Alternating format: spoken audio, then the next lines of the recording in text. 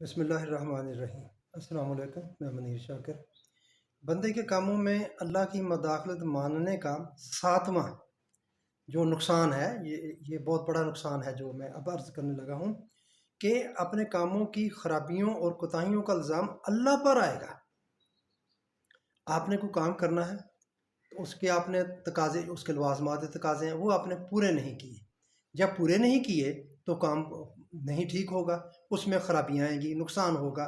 تو پھر ہمارا عقیدہ ہے کہ سب کچھ اللہ کرتا ہے، تو وہ ان خرابیوں اور کوتاہیوں کا جو الزام ہے وہ آٹومیٹیکلی آپ کی نیت ہے یا نہیں ہے، وہ اس کا الزام اللہ پر آ جائے گا، کہ ہم مانتے ہیں کہ سب کچھ تو اللہ ہی کر رہا ہے، تو یہ کام خراب بھی اللہ نے کیا، اور پھر ہم اس میں جانی یا انجانی قسم کی حکمتیں ڈھونڈنا شروع کر دیتے ہیں۔ ایسی بات نہیں ہوتی۔ جو بھی پریشانی، جو بھی خرابی آتی ہے وہ بندے کے اپنے ہی ہاتھوں کی وجہ سے آتی ہے۔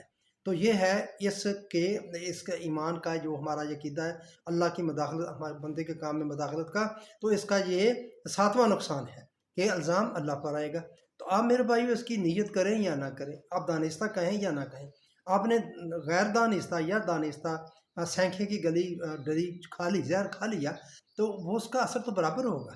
یہ تو نہیں ہو سکتا کہ آپ نے نیت کی تو اثر اور ہو جائے، اور آپ نے اس کی نیت نہیں کی تو اور ہو جائے، دانستہ کھائی یا غیر دانستہ کھائی، تو دونوں کا اثر برابر ہوگا میرے بھائیو۔